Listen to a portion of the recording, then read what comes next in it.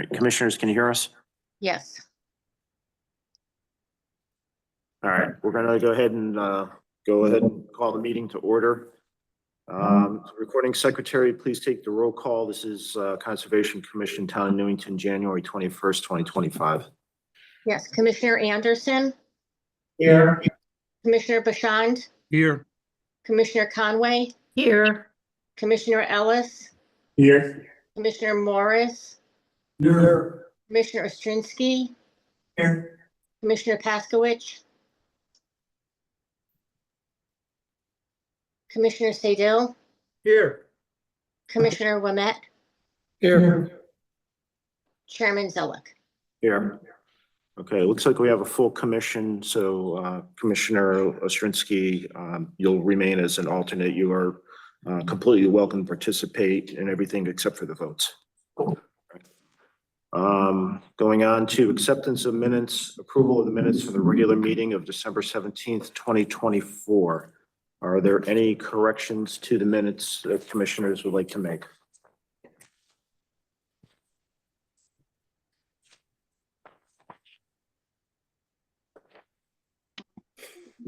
I'd like to make a motion that we accept the meetings at the minutes of the last meeting. All right. Motion by Commissioner Wimett, second. Point of order, this is Commissioner Paskowitz. I just got on. Chairman Zellick, can you hear me? Yeah, I can. Okay, I do have an edit to the minutes on page Go ahead. 11. I don't have the minutes, I have the minutes here, but I don't have the page down. But they speak to the trees and saying that there's something is old. And what I meant to say, because I'm not as articulate as I used to be, was the leaves are down are oak, not old. That's the edit to one word in all the Thank minutes. you. You're welcome. All right, any other commissioners? All right, so I got a motion by Commissioner Wimett, second to accept the minutes, I'll second. second by Commissioner Morris. All in favor, say aye. Aye. Aye. Any abstentions? Any opposed? Seeing none, passes unanimously. Moving on, next item is public hearing on application IW-24-13 to construct 44-unit residential projects and associated infrastructure within the upland review area at 220 Kitts Lane. And there are several addresses here, but we'll just leave it at 220 Kitts Lane at the request of the applicant. If the applicant is present, would they please come forward? And at this time, Chris, I'd like you to brief the commission on our obligations for the public hearing and the timelines that are involved. All right. So this is our last option for the public hearing. Public hearing has to be closed tonight. We've had our two normal and our two extensions at the courtesy of the applicant. We have to close the public hearing this evening. Your options thereafter are to either vote on the application or to table it until next month, at which point you'll have to vote. Okay. Commissioners understand? Very good. All right. So I understand that there were several updates to the site plan. We're going to hear about those this evening. Also, several reports were attached to the application. And I'd like to have those covered as well. We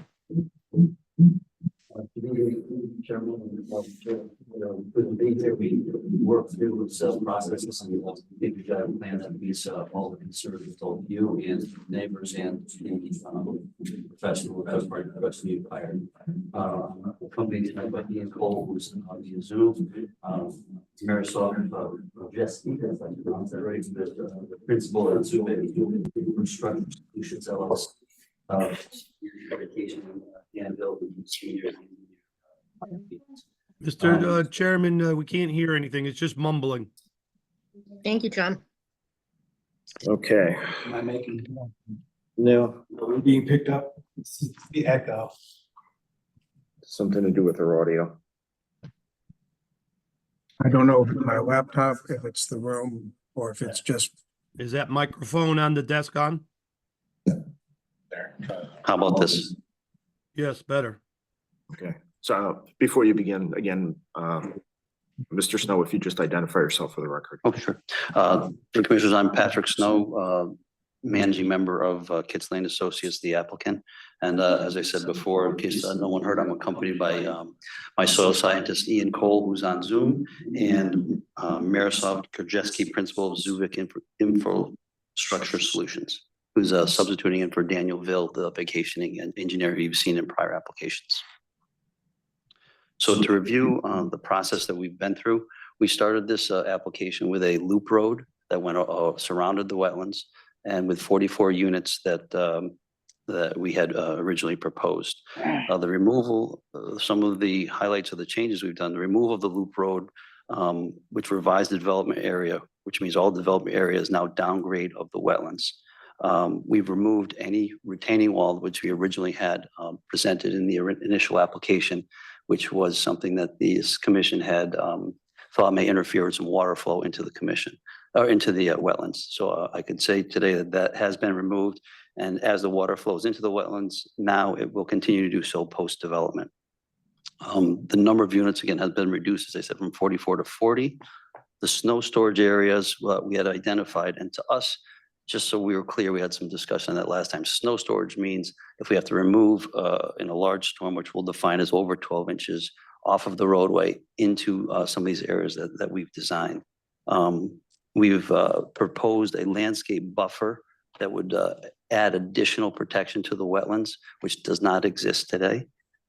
We've also shown on our grading plan ES1 protection of the wetlands through fiber filter sock and silt fence barriers to ensure during construction there's no runoff or anything that Mr. does get into the Vito, wetlands I hate area. to interrupt, but can we see something on the screen be pointing to, excuse the interruption, but are you sharing something? I don't see it on Zoom. I hear you, but it'd be nice to point these areas out for the commission. Excuse the interruption, Mr. Chairman. Okay, Commissioner Siddell, there's nothing being shared at the moment other than the agenda. Okay, now we have a map up. So our site plan. And Thank you. is that Commissioner Siddell? So I'm just reviewing the whole thing, and then we'll have each of the professionals review some of the specific areas that that I brought up. So this way they could reference the actual page number and plan number, if that's acceptable. Thank you. My purpose was just to go through an overview of everything that we will go through, and then each person, each professional can go over and show each page and to where it is. But I'm happy Chris, if you want to put up the overall subdivision, just so they can follow along with the loop roadway, that'd be fine.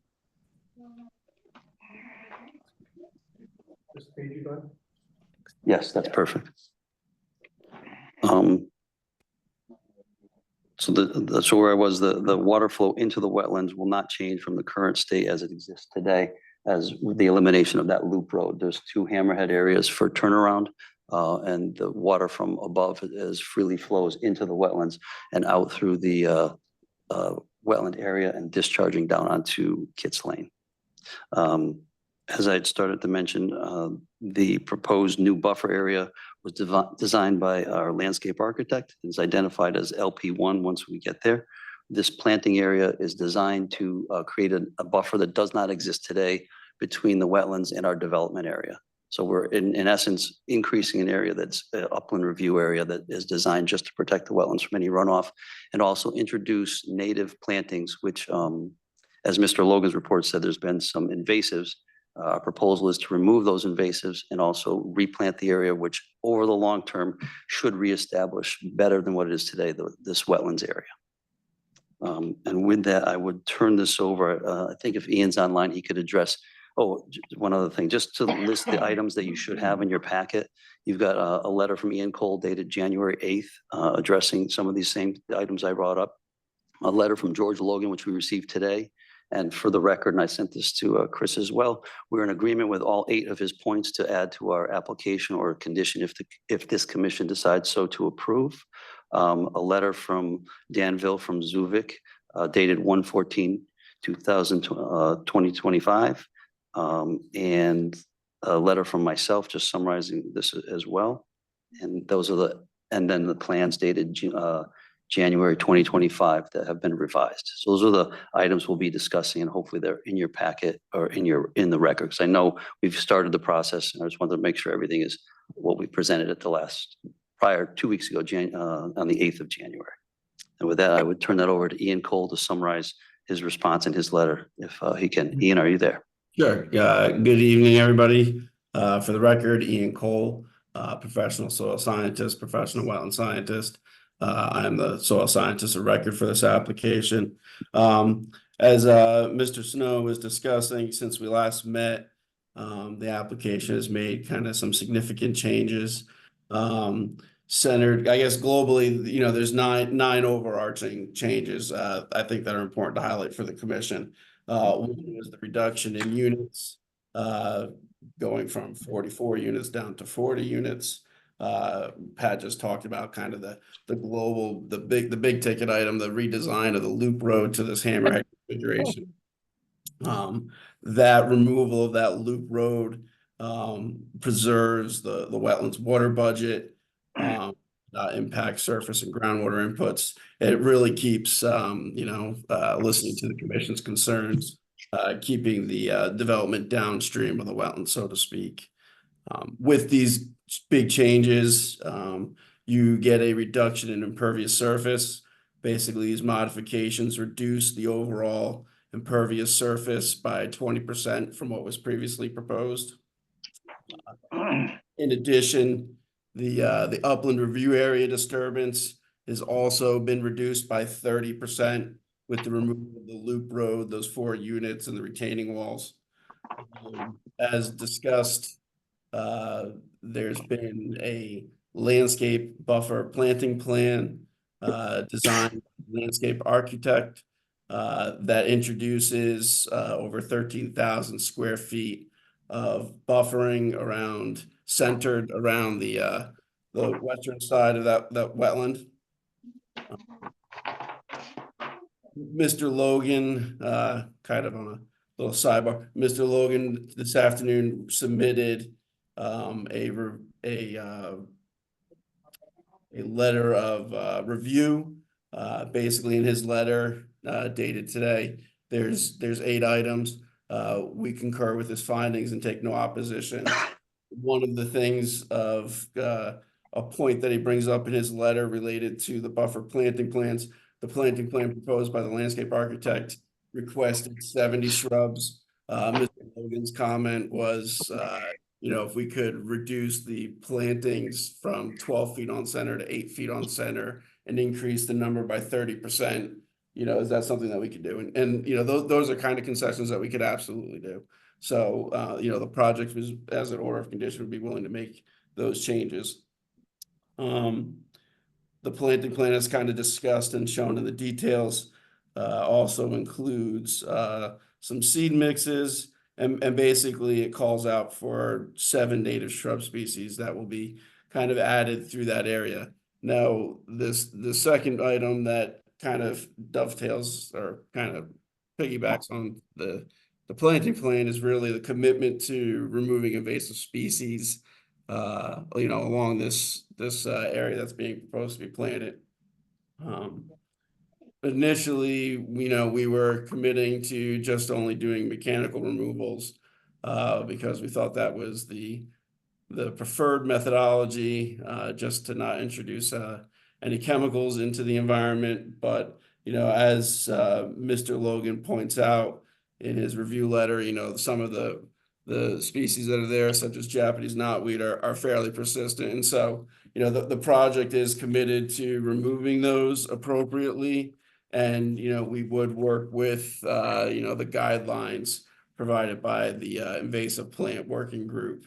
I talked to the developer. Probably most likely what would happen in this situation is prior to the start of construction, they'd reach out to a vendor like All Habitats down in Branford, who really specialize in removing, tough areas like this. They're experts in it. So the project would reach out to a vendor like that to bring them on board so that it was dealt with appropriately. And someone like All Habitats is kind of the creme de la creme of invasive species removal in our area. Another item the project has committed to related to the buffer planting plan is a monitoring and reporting back to the commission. Again, Mr. Logan had requested that 3 years of monitoring following the successful planting. The project would be committed to that. So basically doing 3 years of follow-up monitoring, any action items that were needed related to, plant survivability or invasive species removals would be reported back to the commission. And then another item that was discussed at length was the relocation. Design element was the relocation of the stormwater infiltration basins. Were relocated during this redesign in front of the development to be centered over where the soil testing had confirmed that the ground conditions were, the optimal, most suitable soils on the site to promote infiltration. So that was an important element that was redesigned with what you have in front of you now. And then the last item, as Pat had touched on, was the snow removal.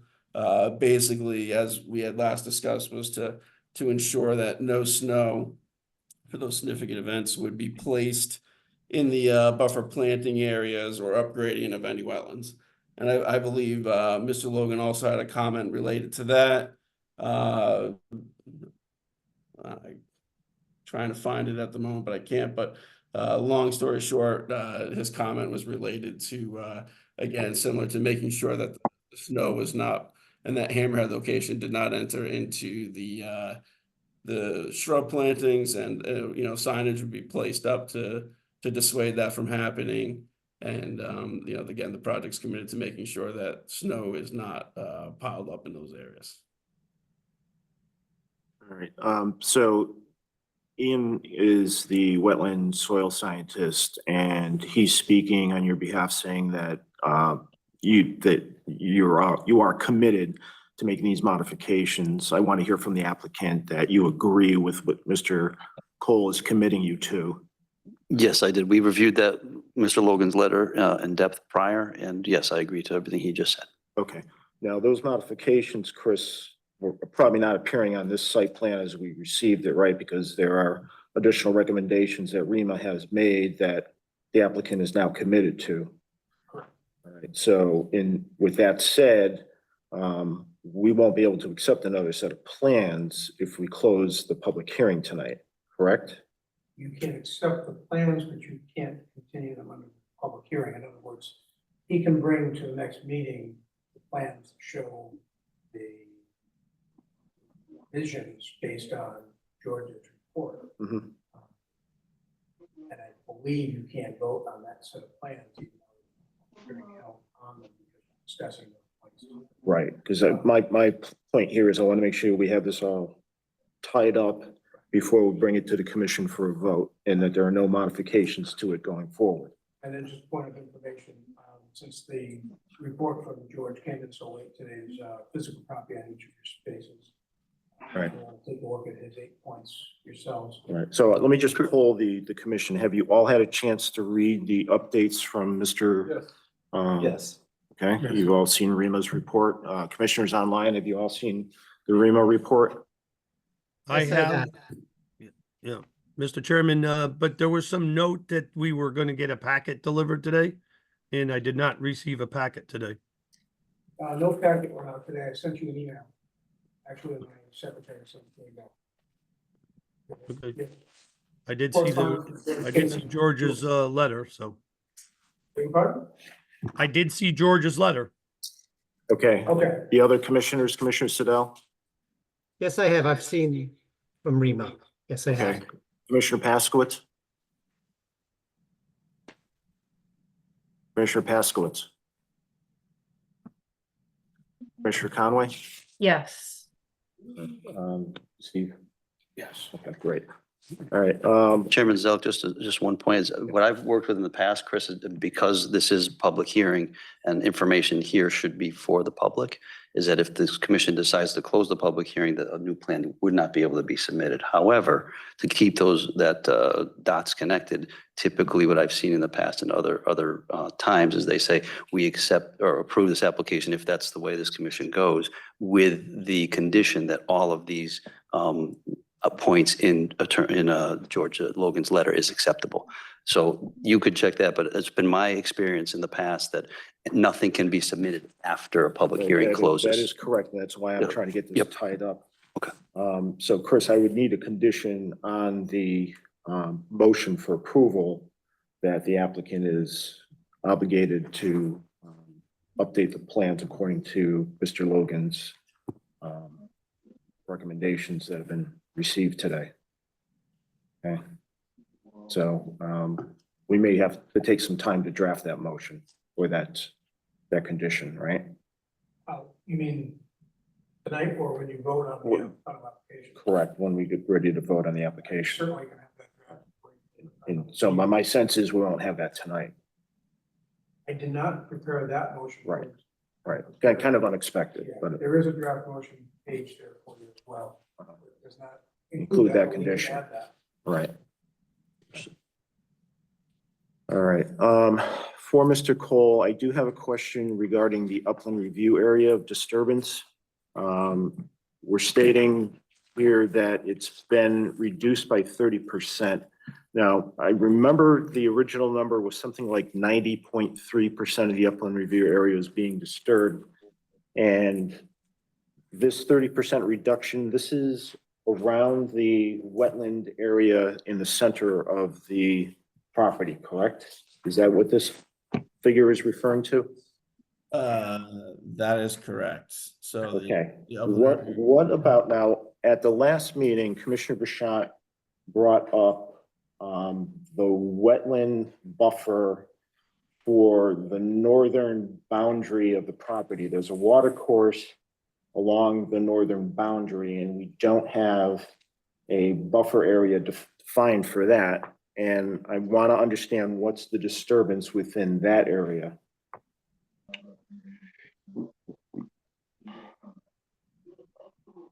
Yeah, I would have to defer to the project engineer who developed the plans. I mean, that's a survey engineering exercise. Well, my concern here is that The numbers that I was focus, provided by right, but the the applicant. focus of the hearings has been primarily on this wetland in the center. And until last week, it seemed as though the commission pretty much was unaware of this upland review area to the north of the property. And now my concern is we have not reviewed that. Mr. And I Chairman, want to understand why we did not have that defined on our maps while we were reviewing this. Mr. Chairman, if I could, Sure, who's speaking? John Bashan. I see on the latest plan, the revision I have from January 8, it does show the upland review line now, at least. Okay, It should be an ES1, I believe. I got it on SP1, but Okay, probably either one. I do know there was lots of discussion with the engineer centered around this specific point when he was providing the updated disturbance numbers. okay, so I'm gonna refer to page ES-1 of the plan that was given to us, this revised plan, and I see the buffer area. I see there's a water course based on the town map dated October 19th, 2017, which runs along the northern border of the property. And then I see an upland review area designation for 100 feet, and it ends right in the middle of the site plan. Now, this upland review area just can't end in the middle of the plan. It has to follow the entire water course. And my concern is we don't have a complete plan in front of us. We don't have a complete application without that upland review area being designated and having been reviewed. So I'm puzzled why that whole water course in the north of this property was not flagged in an upland review designated on the site plans. So, Chairman Zelik. So for the record, my name is Miroslav Grajewski. I'm a registered professional engineer in the state of Connecticut. And I was working with Mr. Ville on these plans earlier. And when I was speaking with him, he explained to me that this water course, in quotes, showed up on the town's mapping at some point, even though it is only a drainage swale of some form that was man-made for the purposes of this project up there. It's never been delineated as a wetland of any kind or as a water course, except for on the town's mapping. So even on the drawings from the adjacent property, it was not shown as a water course. And one other comment, Commissioner Zelik, is when we were on site, we did an on-site meeting with your third-party professional, Mr. Logan, and he did walk that area and thought it, I don't know, I don't know his conclusion, I don't want to put words in his mouth, but it did not seem as if it was a valuable area from a wetlands perspective, but he can answer that. When we were on that walk, that we did note it and we did walk down that side. George was supposed to join us by Zoom. Okay, he's not on. But Chris, I'm going to defer to you. Are you familiar with this? I mean, it says water course in this. for the record, this is Ian Cole. While that area essentially is it's stormwater drainage coming off of the parking lot for shop right there, or Stop and Shop. I forget which grocery store it is. Essentially, but this features also off-site and was not part of the wetland map amendment. It's not part of our property. I'd also add, just kind of for what it's worth, there's a very strong shrub line there with arborvitaes. The topography also rises up. There's kind of a berm that separates out our site from that site. And I don't believe throughout this entire process, really there's been any changes, substantial changes along that boundary line there. So for all intents and purposes, what we're talking about is a mapping exercise, just for, you know, in my opinion. But functionally, it's similar to a water quality basin, the subject area. All right, so let me ask, I'm going to remain on page ES-1. On the northwest, there's a dark area, I don't know, looks like some type of riprap or something. I see something that says silt sack, and then underneath that, there's a darkened golden area. Construction entrance? Construction entrance. So that would be a stone pad that replaced the entrance for heavy equipment, so that it sheds mud on the site and not on the roof. Okay, And the silt sack is a standard item, catch basins, but any kind of disturbed soils that get washed off. all right. So it doesn't go into the storm. So, and that what Ian was referring to is in fact a detention pond on the Shopping Plaza property to the north, and there is a swale that leads off that property into that pond. And I was in fact in attendance for most of the meeting with Ian and Jordan and Pat a month or so ago. And Chris, just so George said he is online, so he is on Zoom, if you could let him He in. is? Yep, he says he is. You let in. I do not see him here.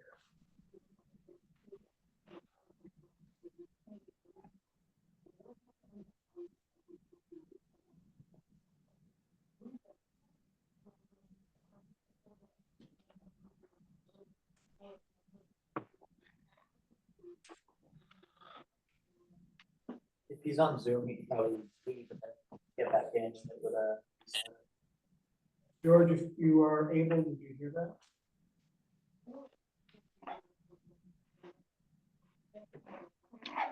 I see what happened. He's on the attendee.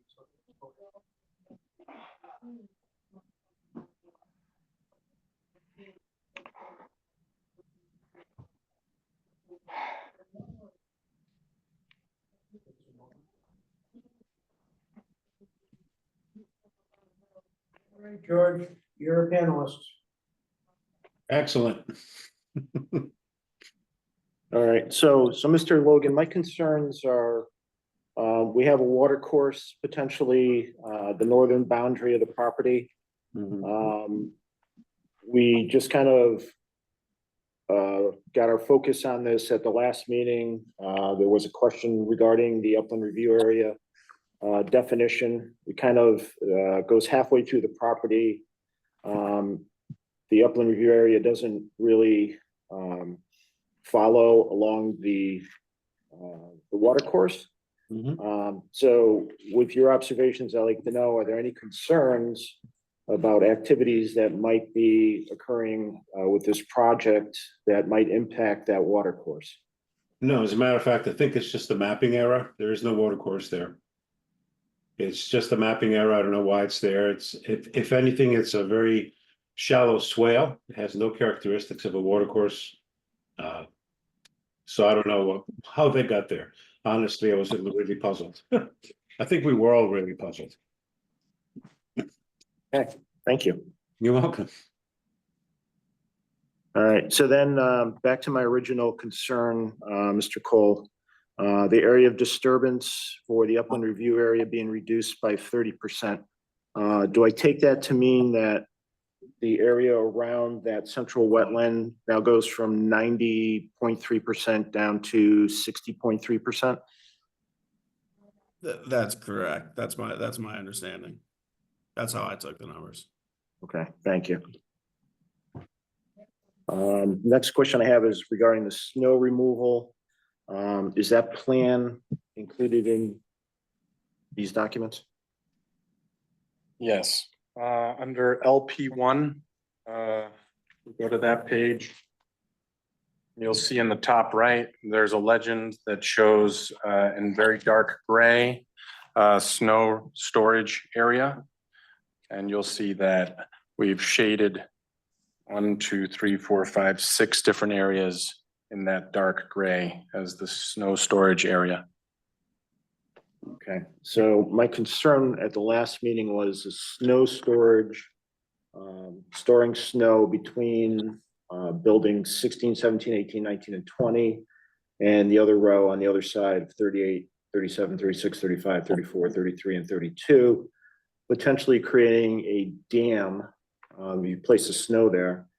If the water is supposed to flow off this steep grade, now I understand that it's an elevation of 100 feet, the water comes off that, and there's potential for ponding. Now we have a potential for that water is supposed to flow through this property and then out to Kits Lane. My concern is you've now created a dam by placing snow there.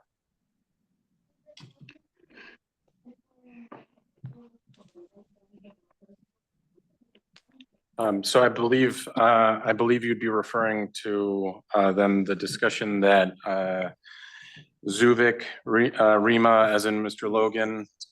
Yeah, but this is the low point. Yeah. So on December 20th, Zuvik, Mr. Logan, Ian Cole, and Chris met on site to observe the high water level. It's actually over to the right. Let's see. It's actually in the northernmost corner of the wetlands that are shown there. This was because The snow area, the drain. Chairman Zella, can I jump in here? I'm interested in the storage area. I want. All right, if just hold your question, Commissioner Paskowitz. We're gonna let the engineer discuss the potential for ponding. Sure. yes. So excuse me. So we did include on the grading plan and the utility plan a drainage catch basin, actually in 2 places there. So one right at the outlet of the wetlands a UP, so on UP1, on the utility plan, you'll see that they're in that interior area between buildings 16, 17, 18, 19, and 20, and 38, 37, 36, 35, and 34. There is a catch basin 15, that now extends all the way to the exit of the inland wetlands there. And with the intent being that it would prevent any kind of damming related to snow removal in that area. So with that said, I want to ask Mr. Logan if he has any concerns regarding that drain, that catch basin at the pinch point of the wetland. Not really if it's at grade, which I think that's the intent there. That will be fine. The water kind of naturally wants to outlet from there. As I think we've discussed before, there's sort of a shallow swale that leaves the wetland there, and it's not a regulated area, and it continues in the general direction. But it's, as far as damming with snow storage, I think the situation here would be one where there has to be some kind of a plan in place so that everyone knows that those two catch basins need to be free of snow storage. They need to be open in order to receive, melt runoff from snow. So it'd be something that probably should go in some document, maintenance document of this community. I conclude, of course, because oak leaves from above, from those timbers that we know of DBH of 2 to 3 feet, are going to continue to drop those large oak leaves into those storm drains. And I don't know who's going to be taking care of those catch basins, but they need to be maintained. And that's my most important, statement on this, of keeping the storm drains open for the water from the drainage, from the snow moving. Yep. And that's, Okay, and for the record, that was Commissioner Paskowitz. thank you. If the engineer for Zubik could just go through this document, explain to me this map that has been provided. Yes, so in that area, the question really came about due to the potential for flooding and ponding in that area. So as Mr. Ville wrote in his letter, the whole team met, as in Zubik, Mr. Logan, Ian Cole, and the town engineer, and they were in agreement that the iron pipe was in general undisturbed and indicated and gave a clear indication of ponding in that area. However, soil scientist Mr. Cole marked and flagged the evidence for future. The depth measured at this location was less than 1 foot. So the location of the ponding at this low point of the wetlands is shown on the figure to the right. So that's that's the green spot right there. And it's actually shown on the drawings with the spot grade there of 160.3. The low point depicted in green has an elevation of 160.3, and the closest dwellings have been moved to the opposite side of the road. So previously there was a concern related to the previous arrangement of the units. So the closest dwellings have been moved to the opposite side of the road, and unit 15 has been shown as an approximate elevation of 166, and the rear unit down over by the south has an approximate elevation of 167. So any overland flow during rain events is unlikely to exceed elevation 161, and so it's free to run to the west. So it was all about addressing the concern that potentially this area could flood, and flood north and south as opposed to towards the west through this channel, essentially in the same way that we were discussing earlier, that there's a natural overland flow to catch basin 15, as is shown on the utility plan UP1. In the same way, any drainage from the or in the wetlands would not go north or south, it would rather go to the west. So let me ask you, I understand the green dot. What is the blue dots? Those are, Those are the two units that were of concern, or those areas of concern that potentially, or the question had been made whether this area could pond enough to affect unit 15 or 21.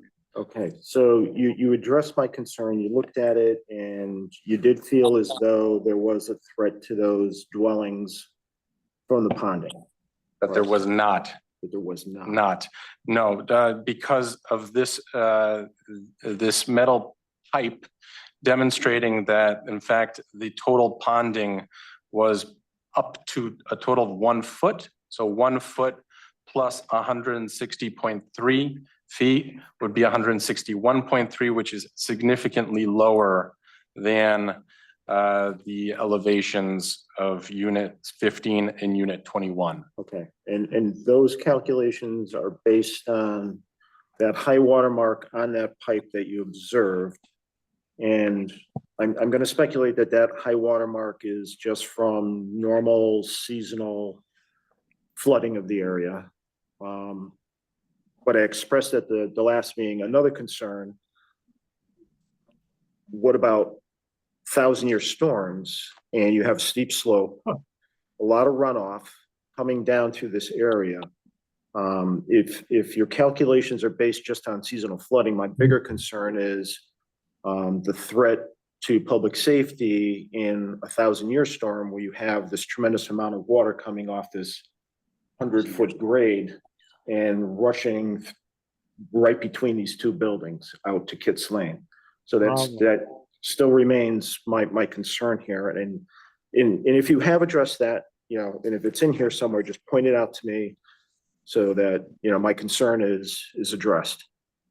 Well, these systems are not designed for 1,000-year storms, and typically they're not. So for the same reason why our entire hydraulic analysis is for the 100-year storm, et And I cetera. understand that those are the current specs, but again, with sustainability, climate change, we're all being faced with these challenges, and we have to plan for the future. And I know that this project, people will be living in here 100, 150 years from now.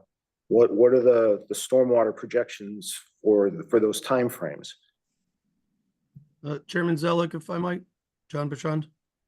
Commissioner Bouchard. I would suggest, and I think you're on to a good point, and I would suggest, and I can't tell by the drawing, but it looks like it's a single catch basin, number 14. I think it could be increased to a double catch basin, pretty simply. Catch basin 15 is about 2 feet higher elevation, assuming that if you got 2 feet of water standing over that catch basin 14, then it would start to flow into 15 anyway, still protecting the structures. But I think that 14 at minimum should be a double catch basin, and unless it already is. It's a simple thing to do. It's a single. Okay, well, my concerns here too. You know, we didn't catch this in the soil scientist report, didn't catch the high water, the potential for ponding. They seem to have missed the upland review area. You know, under normal circumstances, if you had a flat plane here, I probably would not be concerned, but because you have a 100-foot steep slope to the west, I just think there's potential for danger is elevated here. And I really want to stress to you my concern and hope that you address it. So, I mean, you know, the commissioner is suggesting another catch basin, but the commission is, you know, that's not our job. That's up to the professional engineers to address. Right, and I guess just to the applicant, Patrick Snow, just to say, we designed to what's out there, and as you pointed out, we can't design to a 1,000-year storm. I don't even know what that would mean, and you know, basically, we're trying to do what's accepted today and accepted, and maybe to a little bit more. If this a double catch basin makes a difference, I'm happy to do that, but I can't design something that is beyond the regulations of today.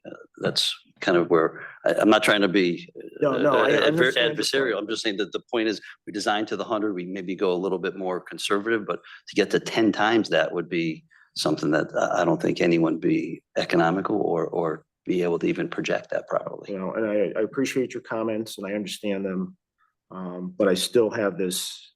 You know, I'm just trying to use some foresight. Chairman Zellick, may I jump in here? Commissioner Paskowitz? Yes, I have walked that slope myself, as I discussed a couple Sundays ago. The leaves were dropped. It was very steep. And from my past observation of site development and building and land development and soil erosion and water moving, even without the future 1,000 storms that are coming about that aren't in the regulations of DEP or in the government yet, because it takes so long to put these documents into place to help protect our land. My feelings are strong that there will be a significant slide of significant water volume down onto this site, despite any barriers that are put up or any things that are buffered. It will preclude everything that we're trying to do from my observations and continuing education and what's coming. And I concur with you, Chairman Zellick, in your fortitude of thinking ahead. Unfortunately, the regulations are in place. I don't know why. It takes too long. But I would think that hopefully our Mr. Snow, the developer and application, would try to introduce what we need to help protect not just the land and the wetlands, but the development, the people's basements that are going to get flooded and the inundation of the roofs and everything going downhill. It's the steepest slope I've walked in my life since the White Mountains. That's all I have to say. Thank you. Okay, thank you, Commissioner Paskowitz. You just touched on, you mentioned basements, and I know that this particular wetland, the testimony I heard, it's groundwater fed. So, which leads me to my next thought. Are these full basements? Do we have concerns about, wet basements with the high water table here? Given that we have a wetland that's groundwater fed? Yes, they are full basements, and I don't have concerns on the water in the basement because for that to happen, the elevation for any water or groundwater would run out towards Kitts Lane before going up high enough to get into the basement floor. And No concern regarding groundwater? no concern regarding groundwater, because if there is groundwater, we do install footing drains and sump pumps in our units if that does happen.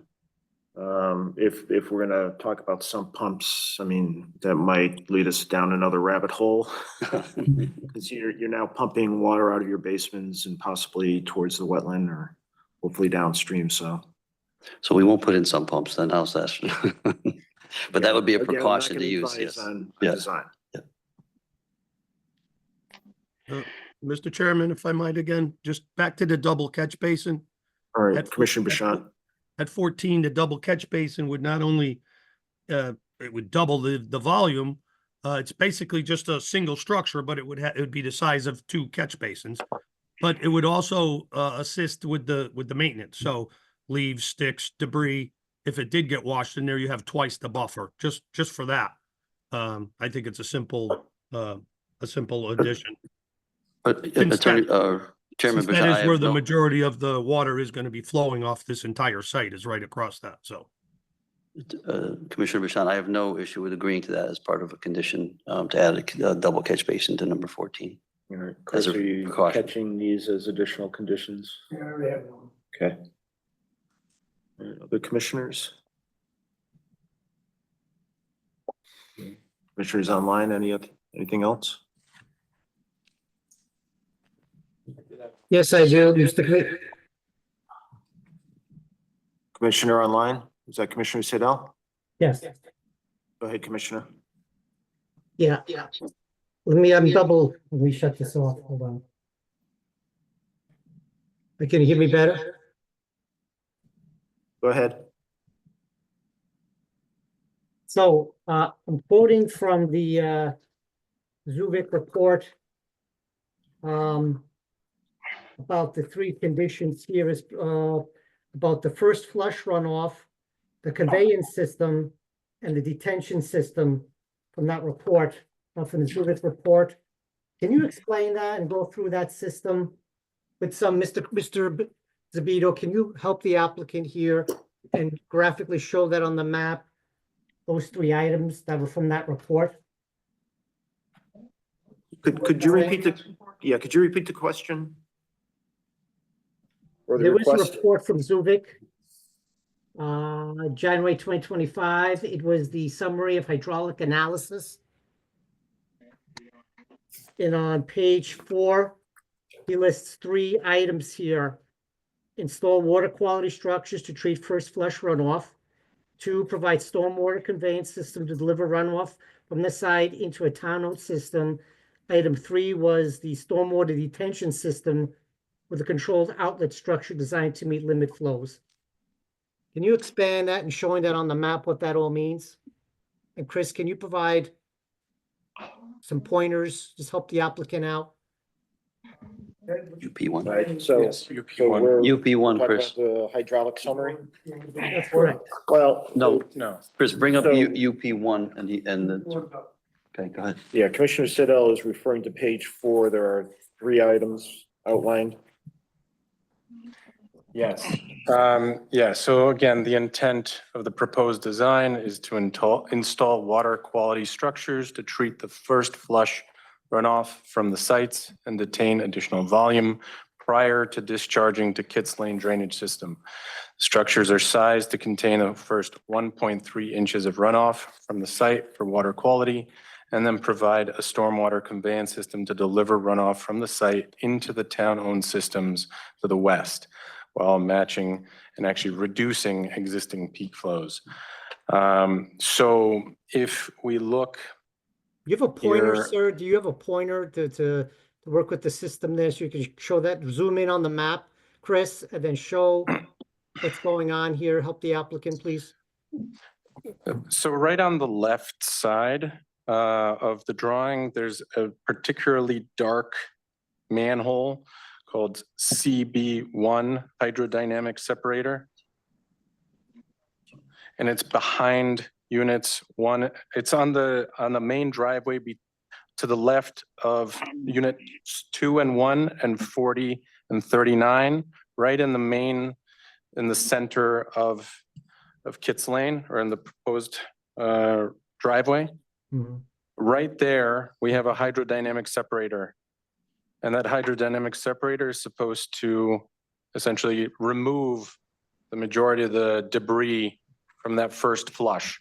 So it's supposed to catch, let's say, any oil or anything like that, any kind of debris that's naturally existing on driveways and roads, et cetera, so that it doesn't continue into the system.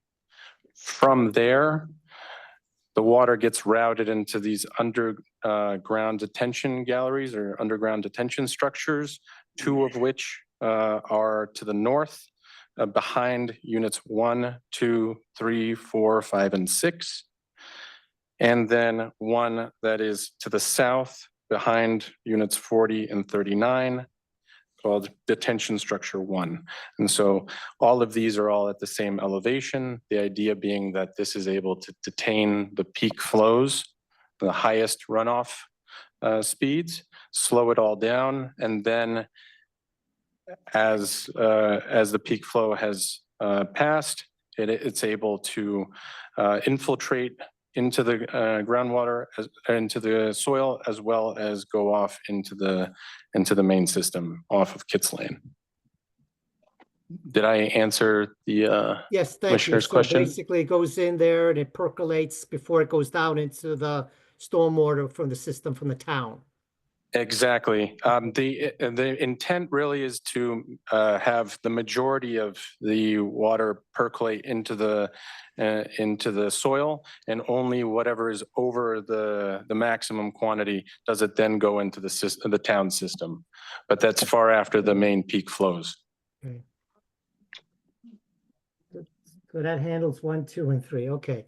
So can you pan over what we're talking about, this high, low, from the report that was from, Mr. Daniel Ville about those dots, about that, that corner there, go to the upper right by units 15 and 21 in that area. We've been talking about that a lot. So go up to the pen, to the upper right, keep going, now over to the right. So explain one more time, I saw that, I had a question about this from the report. So what exactly is higher, what exactly is lower? I'm not a hydraulic expert, so what does that mean from that report, from Mr. Zill? What's higher, what's lower relative to the high water marks and everything, where that iron pipe was? Can you point to that, where this was, relative to the layout here, and what's those elevations? So right where Chris is pointing to at the moment, that's exactly where that low point is, where that iron pipe is. Mhm. And so based on that iron pipe, we were able to estimate that the ordinary high water level is essentially 1 foot above that low point Okay, of 160.3. This is about unit 15, just northwest of there. yep, I see the has, dot on the report, yep.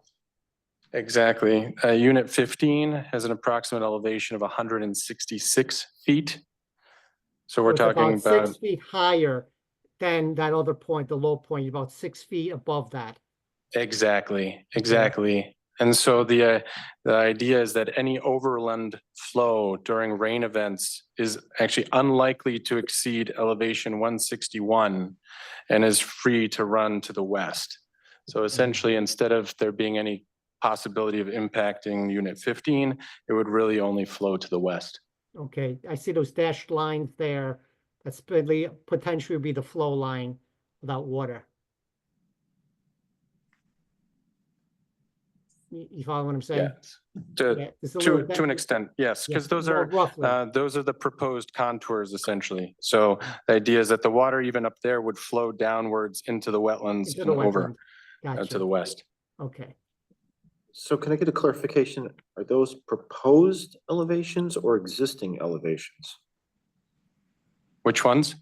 Around that low point area between low point and unit 15, you have a 6-foot Yeah. elevation. So there are contour lines Yep. near where the cursor is now.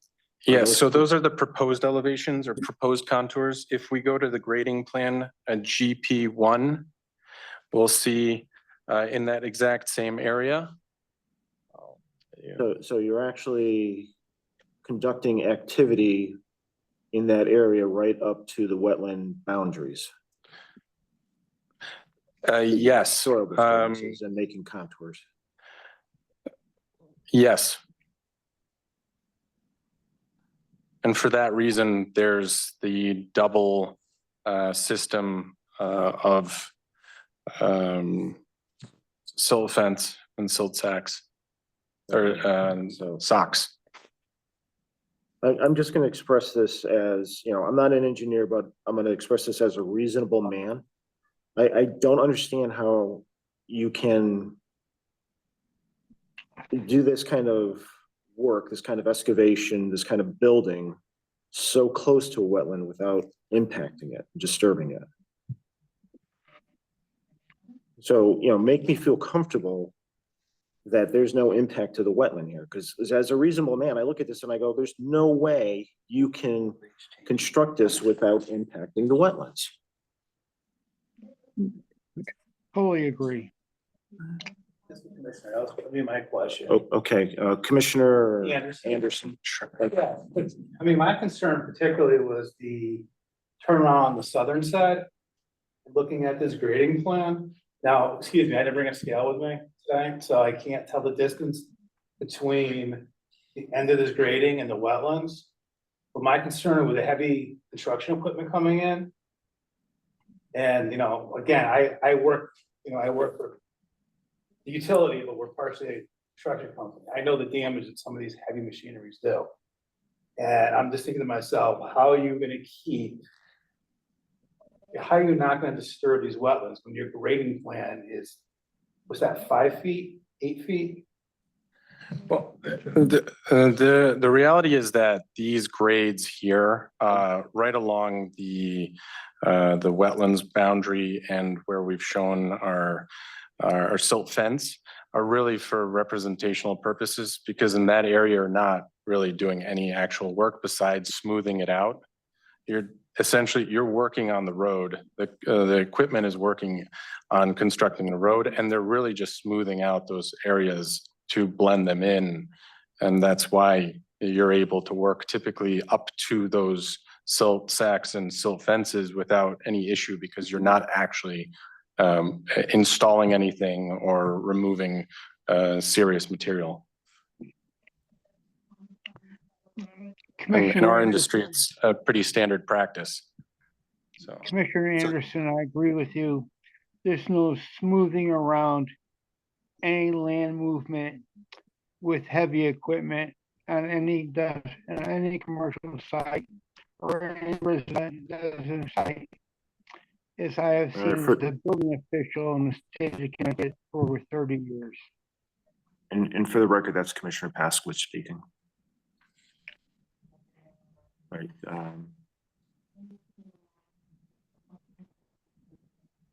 Chairman Zellick, if I may. Commissioner Siddell? Yes, thank you. So tell me again about those double detention basins we're proposing. Where would that be? Can you point to that expressly on this map?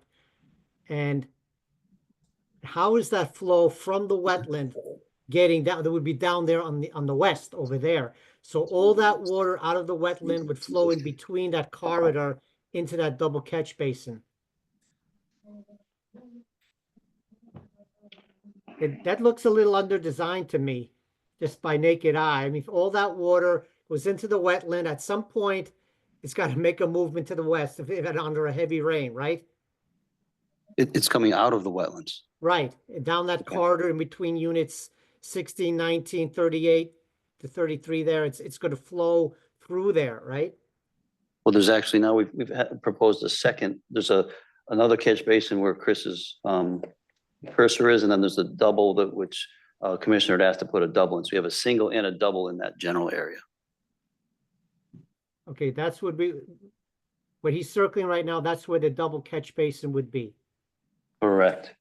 And then how does that get to that other system we were talking about earlier? It's got to get down to that outlet. Which, you know, so it gets the catch basin. It's got to be, the stormwater has got to go somewhere then after that, right? Through there, right? And then where does it go? oh, it goes into your separator and then out into those storm drains. As we just discussed, as we discussed in my earlier question. Yes, that's correct. All right. Wow. And just to be clear, the reason for that second installation of that storm drainage was if that is a snow storage area and the snow is stored between those two catch basins, if there is any kind of damming, it would be caught by the first basin and the snow melt into the second basin. If there is that situation, as rare as we think it would be. With an additional condition of keeping those cleared. Well, that's with the maintenance, correct. That goes without saying. It's gonna be tough. Actually, if we could also go back to the point about the tight grading next to the wetlands, I just wanted to point you to LP1, the landscape plan there. And that's actually, in fact, the very area that we're going to be doing a lot of the wetlands improvements and restoration, really. I don't want to say, or buffer, rather. So part of the reason for going into that area to so let's say, quote, regrade, as you were saying earlier, Commissioner Zellick, is to install this buffer. Okay, well, how big is this buffer? These plantings, what's the setback here from the wetlands to the buildings? To the buildings or to Well, the buffer area? So around on, we're looking at LP1. Yep. And around here, we got, I imagine these are the plantings, these circles.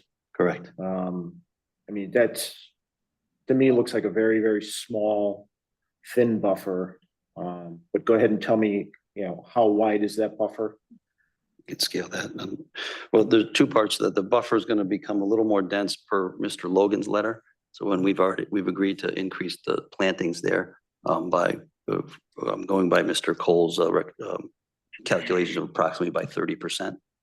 So this plan, while I'm not sure I can't scale that, will be denser than what you're seeing on that plan. Yeah, I understand the density of the plantings, but today we have 100-foot upland review area up to the border of the wetlands. What is the buffer area, as you're calling it, now going to be?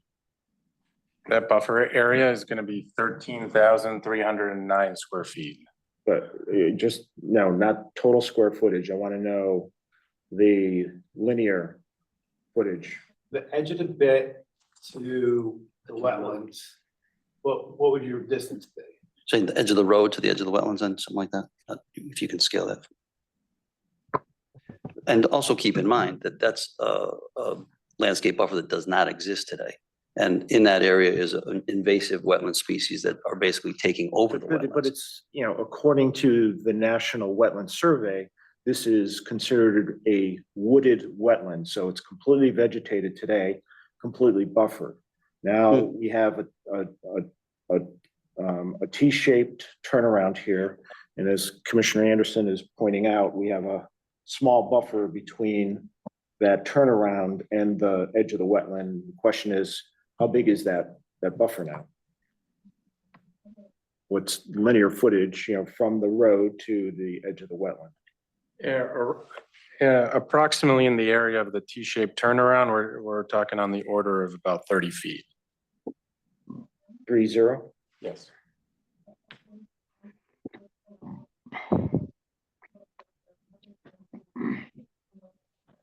Chairman Zelik, Commissioner Commissioner Pasco. Paskowitz, go ahead. What is the slope degree towards that area of wetland that you're discussing from above? I believe he means from the pavement at the turnaround to the wetland. Is that the slope Yeah. here? You got that.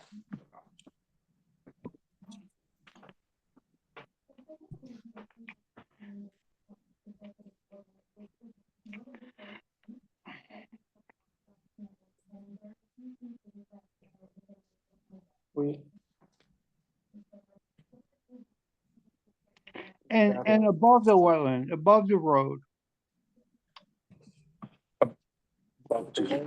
Let us get a second to give you one elevation, then we can do the above it. Take your time. We're We're here. looking for an elevation or a slope. A slope, so I would give the elevation at the edge of road and to the edge of the wetlands, if you can.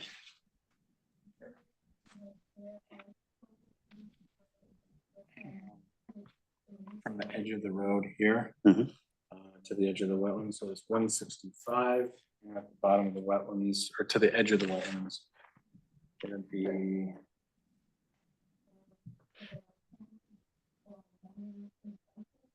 Low point was 161, so you gotta be higher than that.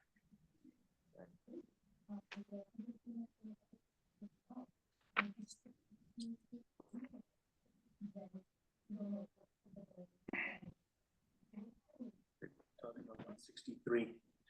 So to repeat what the engineer said, we have 165 at the edge of the road and approximately 163 at the edge of wetlands, correct? Yes. So what in degrees of slope, what does it come to? Jesus, no. So we did include a drawing labeled Slight Slopes SL-1, which does demonstrate in the shaded gray area, the areas in which there are slopes exceeding 15%. I believe that was a question that was asked at a prior meeting. But you will see that in almost all those areas, we do try to keep an area that is not at the 15% slope. You're saying it's not 15%, so what is the slope? 2 feet and 15. What's that? Percent? Yeah, it's like 1/4%. Or sorry. What? 4%. Doesn't make sense. It's like talking about 1%. So we're making the assumption there's a two foot difference in approximately 15 feet, 2 to 3 foot difference. And he's saying it's approximately 1% if you're looking for a percentage slope number. Well, With doing quick math off of his with head. the math, it seems pretty steep. And I'm concerned about that.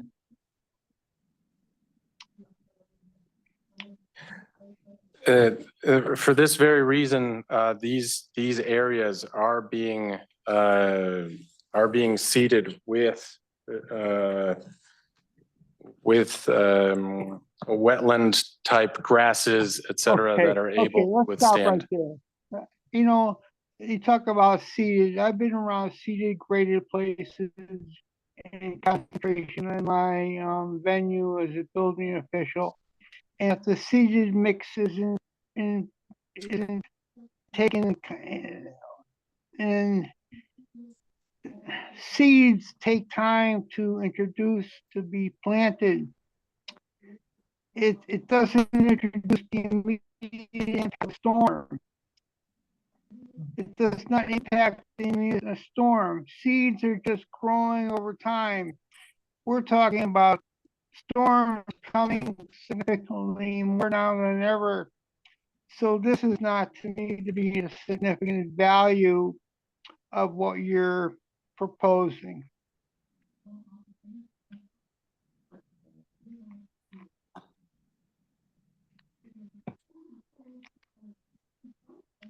Anything further, Commissioner Paskowitz? No, thank you. So I think the concerns here are the very, very thin margins that these buffers are being reduced to.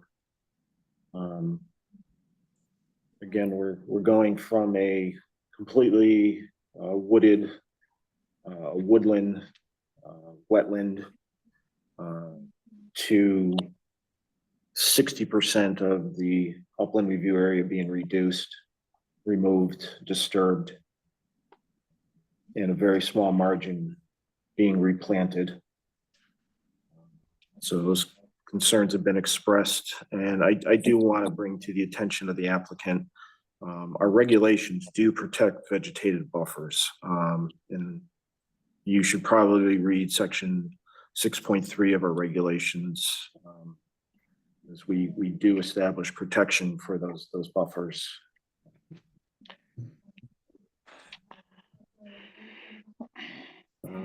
Questions, concerns, items, commissioners? Mr. Chairman, if I may. Commissioner Sadell? Yes, thank you. I know we've beaten this to death, but I have a question for George Logan on Article 7. When you talk about the last paragraph of Article 7, there also the proposed shrub plantings in this latter area, you're talking about the northeastern snow storage area, would be in conflict with it being used for snow storage. Can you explain what you're meaning by that second half of that Article 7? You mean my memo? my number 7 in the report from today? Yes. Yeah, so I don't know which plan we need to go. Let's go to the snow storage. Oh, here it is. It's right here. So if you look at, I'll look 2 areas. If you look at the southwestern corner where there's that dark shaded area that says snow storage, and you compare that with the limit of disturbance, you see it's in conflict, which means they're going into an area which one plan says they're not going to go in, and in this plan it says they're going to put a snow storage. Now, I don't know what the vegetation there looks like, but snow storage in an area that they're not supposed to touch probably is not a good idea. So I think that snow storage area will probably be a little less extensive as shown, probably not going to the corner, but having, maybe 2/3 of it. Then if you go to the completely other side diagonal of the site plan to the northeastern, you see that the shaded area for snow storage is right up against the property boundary, has some shrubs in it. Well, that's a conflict if they're I putting, see. if they're putting snow there, the shrubs won't like it particularly. So either the shrubs have to be removed and just to have the seed mix or a seed mix that's not going to be an issue. So when the snow is gone, the seed mix can do its thing and we can have a meadow, moist meadow there. That's better than having shrubs that are impacted every time you put snow on it. That was that particular. Thank you. Thank you for that clarification. Appreciate it. Does the applicant have a comment or rebuttal to that? There's no rebuttal. We've agreed that we would change that around to meet that item number 7. So Need are it we as- saying that snow storage would not occur in those two areas we discussed, the one at the southeast and the one at the northwest? That is correct. Northeast, rather? That is correct. Yeah, you get, I'm not sure the directions, but those 2 areas that were just identified. Yeah, I expect that there would be just small areas, or you could take the plantings of that northeast area and put them right along the property boundary, maybe a buffer, say, and still leaves you some room for snow storage without impacting any plantings, but they would have to be pushed to the limit of the property.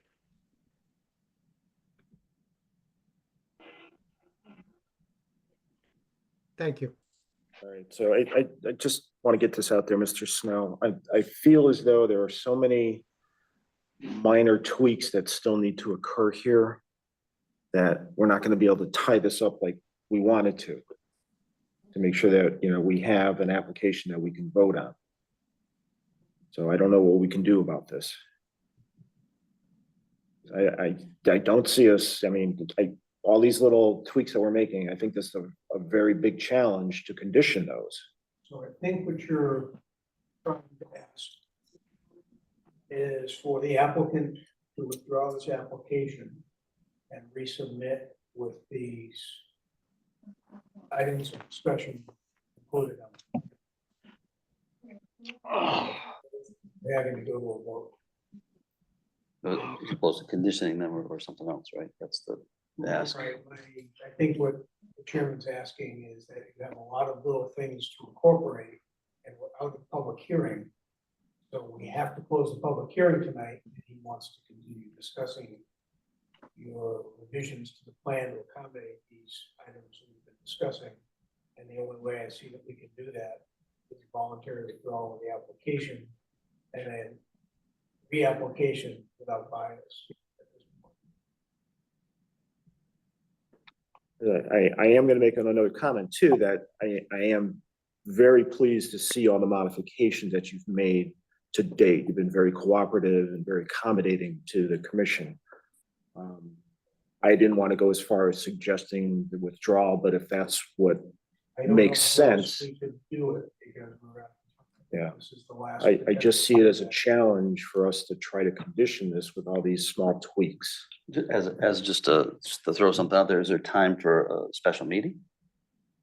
With the extension? I'm not, you'd have to check in. Well, we have to close the public hearing tonight. Can't do another extension. You cannot, okay, that's what I didn't know if it was extended 65 days, if that hit now, or if that was 10 days from now. You know, we had 2 months on our own, 2 months voluntary, so we're Got it. against time. So I'm gonna admit, I'm no lawyer, so if somebody knows a way to get past voluntary withdrawal in this middle, or if they have to vote and they don't get bias. So my sense is the easiest way to accommodate both parties is to withdraw the application and resubmit next month. Good, I guess. Now I spoke on behalf of myself, the other commissioners, I'd like to hear from them. I don't know what their opinions would be as far as requesting a withdrawal and a resubmittal, or if they think that we can tie this thing up tonight. I have a couple of quick questions. Right, Commissioner Winnet. So, how many housing units are within the upland review area out of this whole thing? I get 20.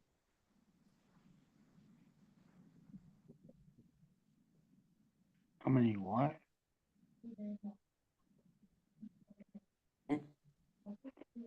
Okay, so assume it's 18 to 20. What's Okay, the- so half of it is in the upland review area. And what percentage of the road is in the upland review area? I get about 2/3. I would not know offhand. And my final question is, why is this like this? Why is the upper piece here where you have the second one? Why does it go there? Why it just stop here? That's a safety issue for the fire trucks to be able to make a turnaround. So they can't just stop and then back up. Right. Mr. Chairman, if I may, I concur with that, Commissioner, Pascagoula, from my past experience in building official and fire safety, continuing education, you need a safety, buffer for fire equipment to move around and development. Yeah, all right. Commissioner Sedell, you had a comment? yes, I wanted to answer your question earlier, what do we do? If we extended the public hearing, we would get into some legal issues, but we're beyond the state regulation. I think that's the main thing, Chris, right? We would go beyond, there could be some legal trouble if we did that, if we approved to extend the public hearing, Chris. As I understand it, yes. So and the other side of things, based on experience, when we close the public hearing, that's it. But happened on another application, we were talking after the public hearing was officially closed, I can speak from experience. That's it. I mean, it's over and then we have to deliberate, but we have these open items here, little dot the i's, cross the t's things, in my opinion. So, Mr. Chairman, I would ask, there's no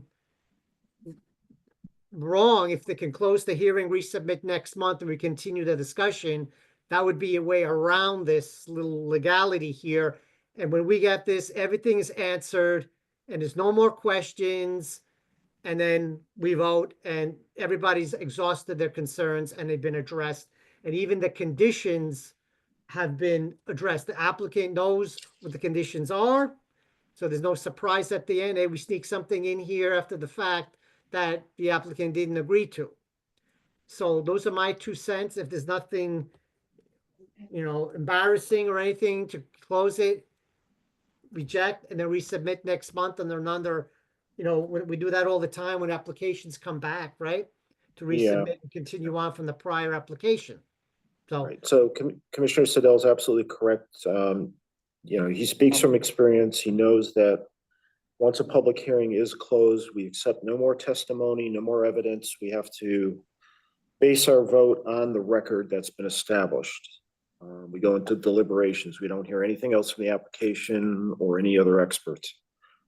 But playing devil's advocate, if the applicant withdraws and reapplies for next month, there's the question of public hearing. And I would ask, can we go directly as a new public hearing? Can we start without having Yes. a vote on it? Believe that next month, he would be resubmitting and then you would have to vote at that meeting for the public hearing. Right, but typically we don't vote at the first meeting whether a public hearing is required, and in this case, we know that one is. And this, the answer to that question is, I don't know. I think we have to ask the town attorney if we were to take this in as an application beginning again in February, if at that February meeting, we could establish it as a public hearing and not delay the. I don't think, Mr. Chairman, I don't think we process. can do that because the public has to be notified that a new public hearing is being established. You need at least 30 Correct. days. Right, that's the issue I'm struggling with. Right, But I don't want to delay the applicant. can we just do that tonight? Schedule a public hearing for next month. But we don't have an application in front of us to do that.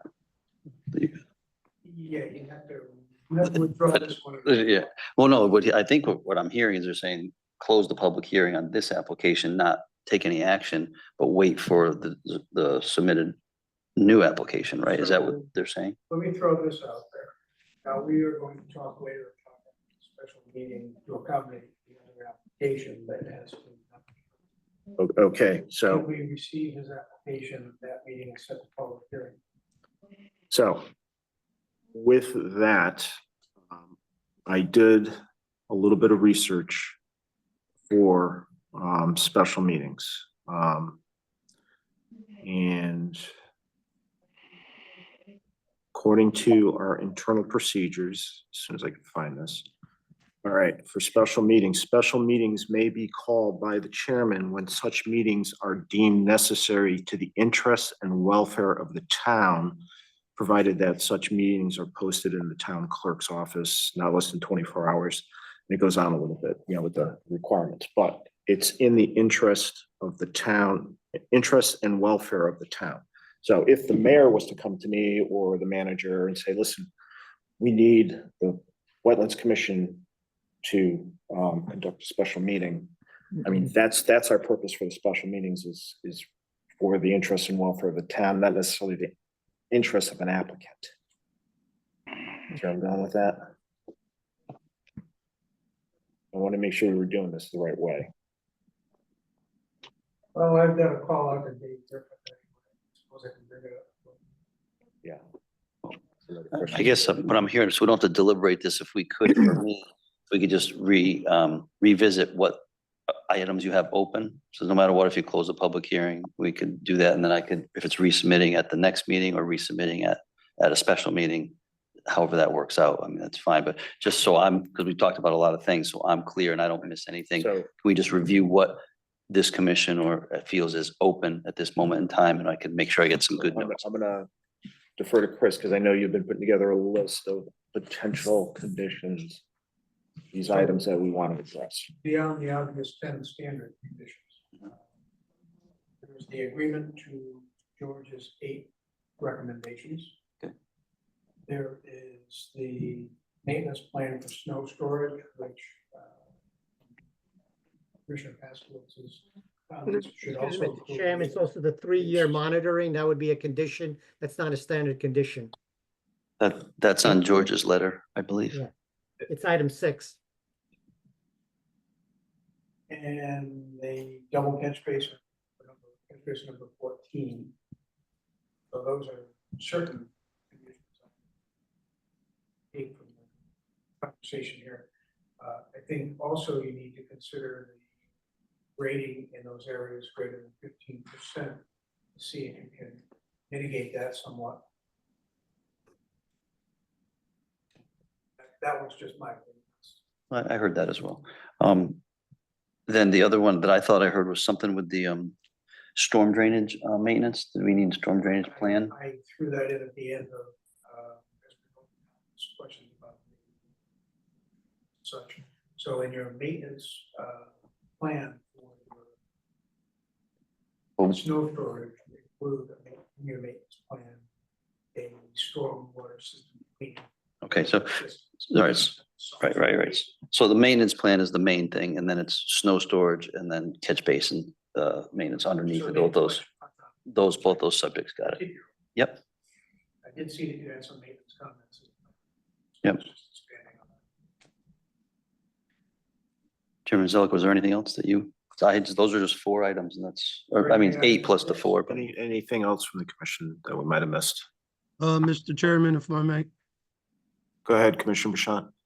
Yeah, so just want to let you know where I'm at with the thought process. I was getting pretty close, and I read George Logan's letter, and I was in pretty much full concurrence with him with his conclusion. I still had some concern about those hammerheads. I'd love to see that northern one still pulled back a little bit, and I also still think that the temptation for dumping snow at the end of those terminuses is going to be so high that it is one of the only places where there still is some influence, down gradient influence into the wetland.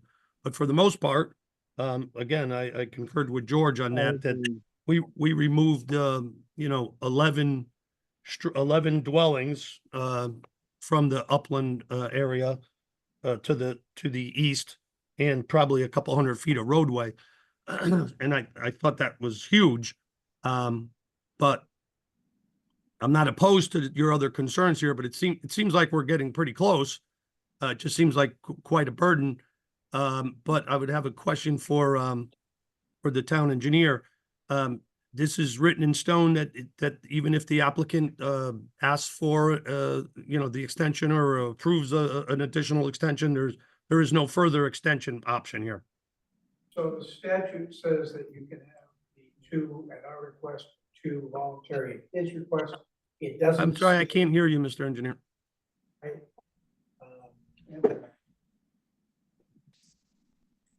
think Well, we it's fixed still that. went away. Wonder why the reverb went away. John, can you hear me now? Yes. All right, so as my understanding of it is we had our two public hearing meetings, and then we had the two voluntary extensions on the part of the applicant, and that's what the statute allows. Now, again, this is a little sneaky on my part, but it doesn't say that there's a penalty for a fifth meeting. But that does mean that should we be appealed, that would be fodder for an appeal to overturn the hearing in its entirety. So the risk is if we agreed, both parties, to have a fifth public hearing, that should we go to court, then the whole process would be thrown out and we would start over anyway. So I'm inclined to say, let's not test the waters there and look at having Mr. Snow withdraw and reapply for another round of this. Okay, I I just, don't see it taking 6 more months. I would just say that, it seems like it's in everyone's best interest, but I won't argue the point, and I understand your concern. Yeah, and John, I've had this conversation with Chris, and he knows that I'm a stickler for operating within the procedures and the regulations and treating all applications the same so that there's no prejudice or Special favoritism treatment. towards any applicant. I get it. Mr. Chairman, if I may. Commissioner Siddell. And it goes without saying that we would waive any other fee for that new application. Chris, we would waive any fees associated with that new application. You concur? I would agree to waive all but the DEP mandatory $60 fee because I don't want to explain to finance why we paid that. Right now, finance likes me. I like to keep it that way.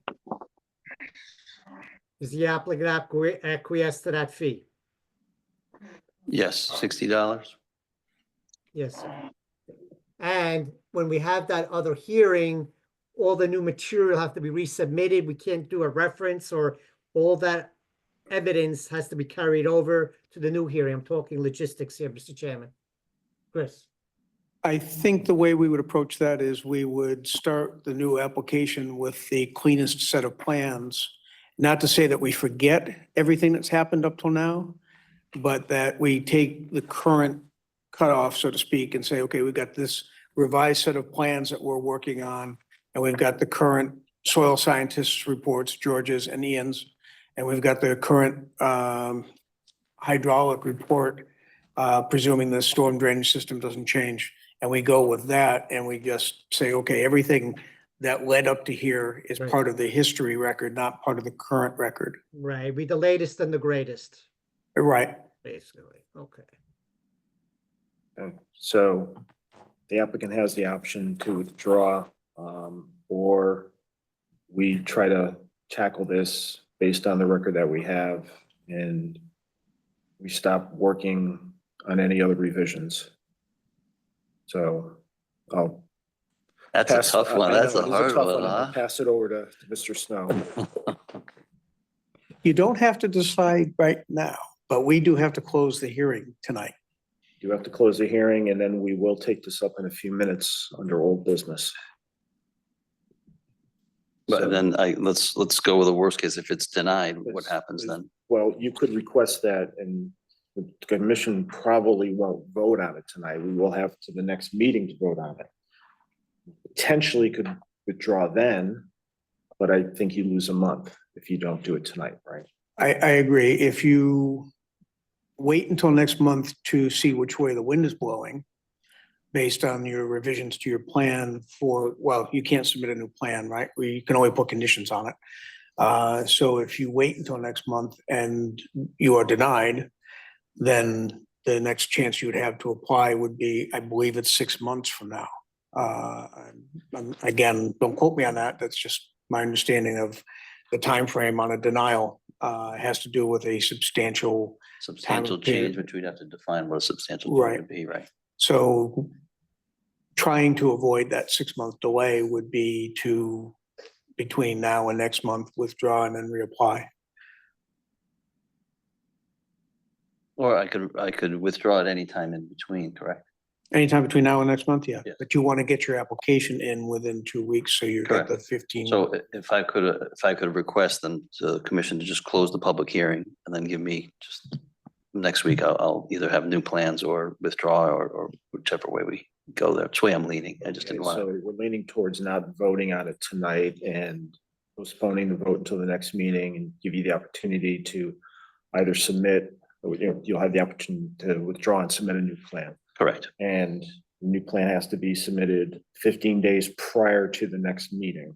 So we got on the agenda. 2 weeks from tonight approximately, which we've got most of it done and we would submit almost all the same data and information. Okay, is the commission comfortable with that? Okay. All right, seeing everybody is nodding their heads. I know that that's not going to get picked up on the record, but I want to make sure that it appears as though the general consensus is yes.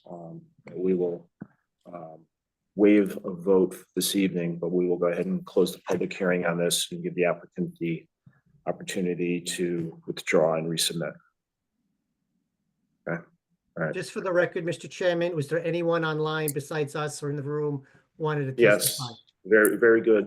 We have to go to public participation since we still are in a public hearing. Do we have anybody from the public wishing to speak this evening?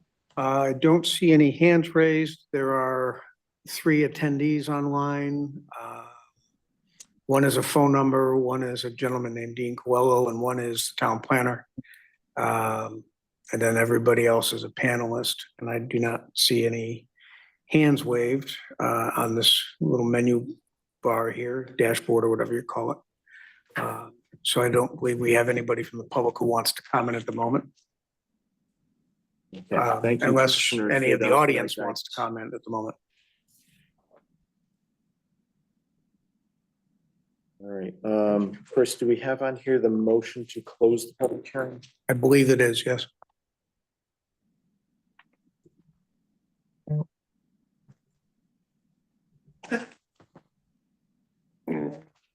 All right, reporting or secretary. Yes, second line. Need you to make a motion to close the public hearing for application W 2415. I'd like to make a motion to close the public hearing for application IW 24-13. Second. Second from Commissioner Ellis. Any further discussion before we go to vote? All right, seeing none, all in favor of closing the public hearing, say aye. Aye. Aye. Abstentions? Any abstentions?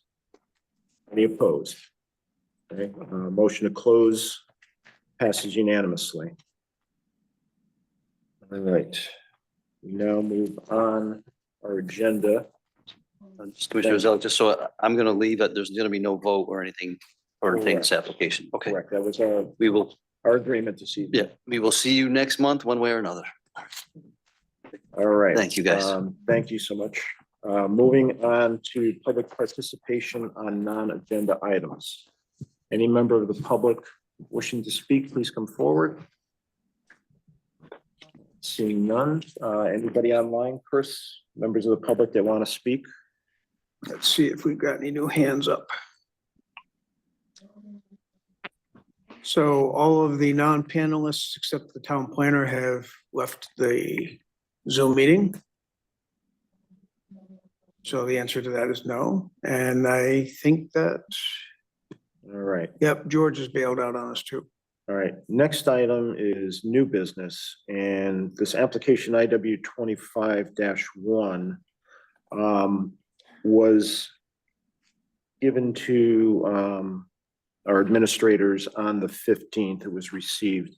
And in order to be placed on our agenda, according to Article 7 of our policies, in order to be placed on the agenda for presentation at the next monthly meeting of the commission, an application together with supporting plans and documentation shall be received by the administrative officer of the commission no later than 15 calendar days prior to the next meeting.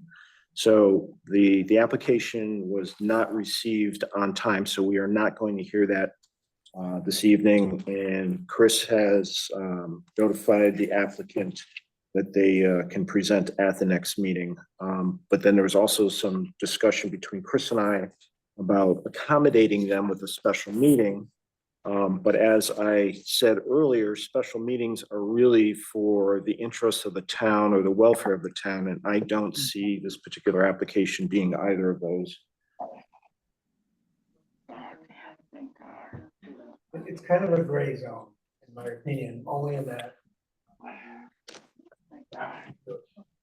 Project has been delayed by so many things, leading to this point.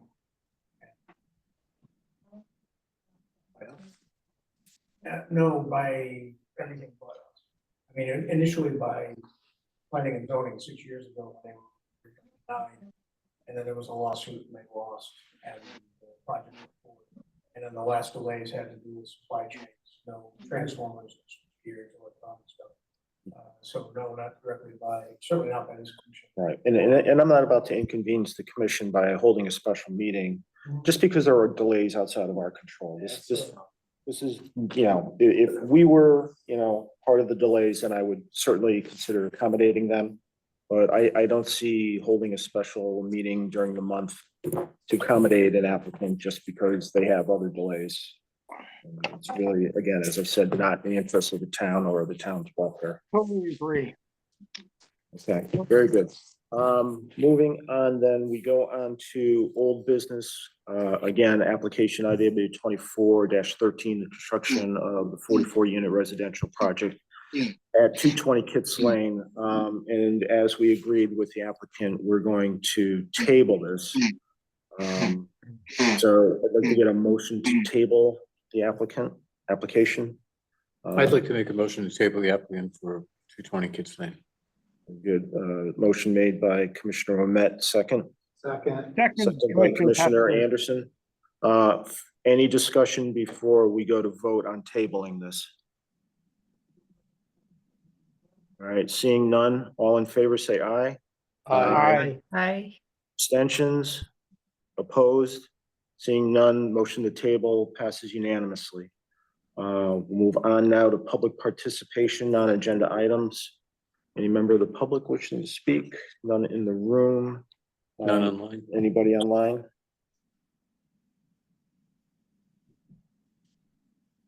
No hands up. Okay, move on to communications and reports. Agent communications. So maybe this is an opportunity, Chris, just kind of brief us on what this application was at 550 Cedar Street. All right, so with 550 Cedar Street, when they applied to this commission and were approved in 2018, one of the conditions of approval was to memorialize an area of environmental contamination in what was known at the time as an ELUR, environmental land use restriction. At the time, that was the only tool in the toolbox to do this with. So that had been a car dealership. This is what the body shop was. There were petroleum byproducts, etc. The site had been remediated to a depth of no less than 4 feet for grade towards DEP guidelines. They had a series of other environmental benchmarks they had to meet. Apparently, they've all been met. We have a letter to that effect from their places professional that they've met all the thresholds, except that there is still contamination below that 4-foot threshold. The applicant is applying to modify position 14 to allow them to use another form of environmental use restriction known as an NAUL, which is a notice of activity and use restriction. This format was not available to them in 2018. It did not exist. So I have asked at the chairman's request from Bill Griffith, our land use attorney, to find onto the legality of modifying that versus a new application to the commission. Now, this part is my opinion, a new application would not be my first choice, primarily because all the work is done. There's no new work in the wetlands area, with the exception of their 2 items on the site plan that turned up during our review for their certificate of occupancy. They have a sanitary sewer pump station. They accommodate their sanitary sewer that had to be moved at MDC's request, and that was not brought forward to us previously. And there is an additional dumpster enclosure that is in the upper review area. So aside from those 2 items, the only real is to modify the conditions of their approval. So this one form of environmental notice versus another environmental notice. Now, had they been here tonight, their attorney was going to a PowerPoint presentation to explain to us the differences between these 2 formats. The EOUR is something I'm familiar with. The NAUL is not something I'm familiar with, so I don't know the distinction, except that the applicant had done everything that physically needed to be done to accommodate the EOUR. I don't know why they don't just meet that condition. There's a reason. We'll all learn that next month. So it's an education for me as well. Chris, you're almost completely cut out. Is that better? Yes, it is. All I right. was able to follow along, but I would just ask if there was, obviously it's advantageous to the applicant, but is there any negative side to the town to accept their method of approval? From what I know of the distinctions is this is a paperwork matter more than a physical matter. All of the physical requirements have been completed. So why he doesn't want to finish the requirements of the ELUR and instead go with the NAUL, as I understand it, his comment to me was, but that's the route my professionals want me to follow. I wish all my clients were so accommodating when I was in private practice because they rarely ever followed my advice. I got paid well to be ignored. Having said that, this is the route he wants to take, and I could not talk him out of it. Perhaps when he finds out he has to wait another month to come before us, he may just do what he has to do and ignore this, but he has paid an application fee. So, there's that. I was personally interested in hearing the attorney explain the differences between the 2 because there's always new things under the sun. But that said, that's what they're looking to do is just change the condition from one form of notice to another. Because I doubt that anyone in this room understands the difference, so. Yeah, I got that part, but why did? Until a month ago, I'd never heard of an NAUL, so I'm kind of along line with you there. Apparently, this was a modification to Connecticut General Statutes 22A, approximately 2 or 3 years ago, depending on who you ask. And I don't know if anybody here deals with that on a routine basis. I know I don't. Greg is smiling at me. Maybe he does. I don't know the specifics, but I have helped to file an annul before, but I don't know the specifics differences between an ELOR and an annul. Taking a look at the statutes. I've read it and I don't know. That's the hard part, right? Yeah. I think I'm pretty good at this stuff as a surveyor. I deal with the law a fair amount. But compared to this statute, that stuff is plain English. I'm ready to ask my boss tomorrow. Get back to you on that. Please do. And I'll share that, of course, with the other commissioners.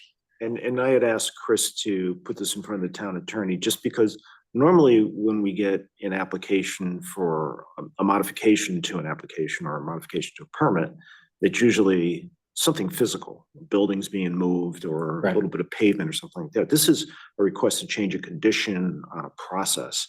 And it's like, do we really need to have that in front of the commission? So, and if it's something minor, then, the commission may just defer it to the engineer to handle as administrative application. So in the office, the reason we requested him to come before you as an applicant was because the condition was a condition Very made by the commission. Right. So I felt it would be an overstep on my part, and Paul Dixon kind of agreed that perhaps we didn't want to take that action on our own. I mean, I could have called you and said, hey, how do you feel about this? But I still felt it was more appropriate to make an application. Yeah, and I still would have tossed it over to the town attorney just to make sure we do it the right way. So that is in my email to him, what I'm waiting for a response on, probably tomorrow. Okay, great. All right, anything else for agent communications? Yes, we still have the ongoing issue with Shepherd Steel up on Shepherd Drive. It's a slow moving thing. They haven't done any additional work other than the trees they cut, but we've been playing phone tag a fair amount. And then there's talking of tree cutting, there's the tree cutting at the new Casadora restaurant, the old Bertucci's. The landowner apparently decided he needed more parking, or he's preparing his alternate pad site. He does have previous TPZ approval for an additional structure on that property. But where he cut these trees, although it's up on the embankment from where the water course is down on the bottom of the hill towards the shopping plaza, he's in the upland review area and he took these trees down. So he's on our radar for that. We're likely going to deal with this when he makes his application to the various commissions for his new building. Was he given some type of cease and desist? Not as of yet. I'm in communication with his surveyor and engineer. Not saying a cease and desist is not out of the question. Just right now, we're trying to fact find. This came to our attention late last week. And it is his tendency to cut trees down, so. He is a former client of mine, so it is a little complicated at times. Okay, so that's it for agent communications. All right, then, moving on to town council liaison communications.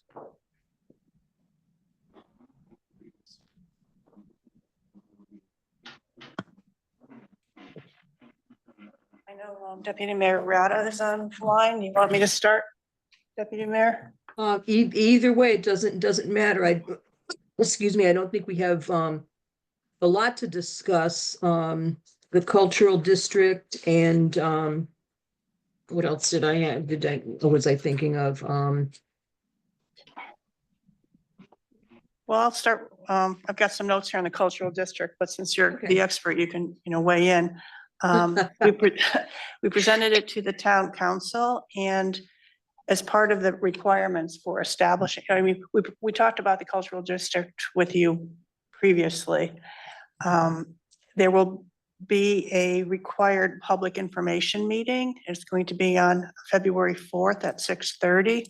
And the town planner is going to be sending letters to all businesses or residents within the proposed district to kind of invite them to this meeting so that they can learn what the impact is, which basically is nothing because it's not a regulatory, there's no regulatory requirements for anyone within this district, but what the purpose is, how, we believe it, by having a official designated district, it could help the town and economically, it's a tourist attraction, whatever. So that again will be February 4th at 6:30. And also at the last town council meeting, an ordinance was introduced regarding the establishment of the commission. And again, state requirements, we wanted to go with a nonprofit to keep it a little bit more fluid and flexible. But the state, in order to have official state designation and whatever kind of, benefits in terms of, grant, obtaining grants or whatever, the requirement is to have it be an official commission under the auspices of the town. And again, unfortunately, we have to becoming an official commission of the town is a lot more proscriptive in terms of membership, party, minority, majority representation, whatever. It's not quite as fluid as we wanted, but we do want that official state designation. So we're planning on having a public meeting on the a public hearing on the establishment of the commission via ordinance on February 11th. Anything else, Kim, Deputy Mayor? No, we had presented a resolution, which is also required by the state as part of the packet that we submit, requesting designation for a cultural district. We've done some revisions to that, thanks to James and to the town planner and town manager. And Paul, when we're done, if you're still online and you'd like to jump in too, I know you've really been instrumental in helping us move all this along, and it really has been a grassroots effort. But we have not presented the resolution for a vote yet, but that will also happen on the 11th.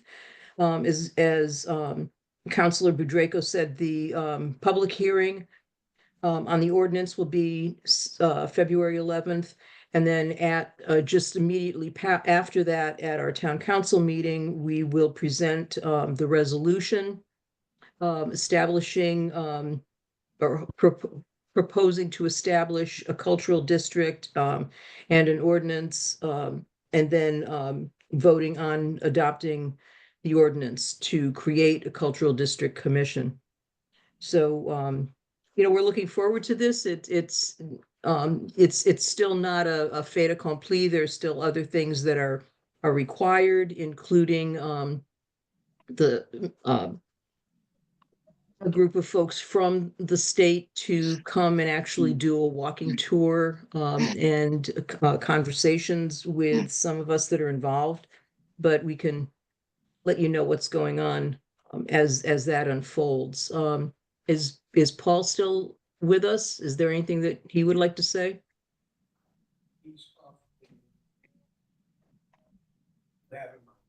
I can't hear you, Chris. He's off the Zoom, but I do have him on text. I can ask him if he wants to hop back on. I'm think that's happy really- that- Yeah, if he'd like to. In the meantime, I just wanted to go over two other things, and Councilor Budrako, jump in, please. In terms of National Welding, January 28th, we have heard is the deadline for the conclusion and the final paperwork for the National Welding property. And as an update to the Emergency Operations Center at OFI, we were told that they're near the end of the design stage. It will soon go out to bid, and the hope or the expectation is that construction will begin in June. So anything else that I missed, or anything else that you want to add, Councilor Budrako? Yeah, just a general notice, the budget review and budget setting process has begun. On Wednesday, February 5th, the Board of Education, there'll be a joint meeting with the Town Council and the Board of Education, where the Board of Education will present their proposed budget. And on Monday, March 5th, the Town Council will receive the Town Manager's proposed budget. And, the normal process you all know about, and there'll be a series of meetings after that. And the conclusion of the entire process with the adoption of a budget and setting the mill rate is anticipated to be Tuesday, April 22nd. So, I had one question, Mr. Chairman, Go ahead, Commissioner Bashan. for the liaisons. Gail or Deputy Mayor, if you mentioned the National Welding, what is on the agenda at National Welding? Because it's been about 10 years. Yeah, it has, longer than I've been on the council for sure. Yep. You want to go ahead? What I have in my notes is that, there, Just briefly, yeah, just briefly. yeah, there has been from what I can recollect over this time, there's been a back and forth and extensions to kind of sign the final paperwork. And this was the deadline that was given to the developer to complete all the paperwork, to sign on the dotted line, and that was January 28th. Is that correct, Councilor Bedrejko? Right, there's been a few extensions and now apparently this is going to be the final. So this is a land transfer. Pardon? That's a land transfer. Correct. Okay. And just one more quick question, if you know, Councilor Bedrejko, do we know the grand list, the new grand list after the reval process? Not off the top of my head, sorry. No. Okay, no problem. Thank I you. don't even know my checking account balance. We might be able to get that information at one of the next town council meetings. So maybe by next month, we can have some of that information for you. Okay. Right, I'm sure it'll be in the town manager's packet to us. Yeah, I didn't know when it's normally released, but I have a feeling it's going to be, considerably higher than it's been. Let's put it that way. Thank you. Thank you. You. All right, it's getting late. Got one more item here, pond life research and education. Yes, Commissioner Pasquich here. Thank you, Deputy Mayor Kim. And we would like to discuss the pond again. But I won't go into any details because it was already discussed in the last few meetings. So I've been looking forward to a wetland agent to tell us or bring forth what he has discovered or discussed with the Parks Department about this algae bloom. And if he has not the information tonight, that's all right, because this pond is in ice and the water is not flowing too well. So we have wetland, aquatic life now hibernating, the frogs and the salamanders under the ice, and they're sleeping. And we'll have the resident heron still walking around looking for his shrubs that were cut down before the Mill Pond bridge put in. And I see him stalking around looking for his place to hide out. And we have muskrats in our pond. I don't know if you knew that. They don't hibernate, they keep moving. And we have largemouth trout in our pond. And I don't know if any of you know this, but our pond is listed in the Angler's Guide for Connecticut fishing for young people.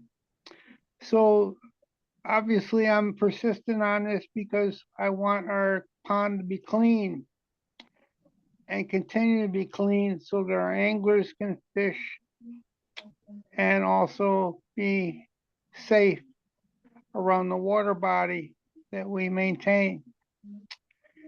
So I look forward to working more on this concentration of aqua bloom and in the future and coming forth. If anybody has anything to add or interest in it, please come to me. Thank you. Thank you, Commissioner. All right, next item is adjournment. Motion to adjourn. I'd like to make a motion to adjourn.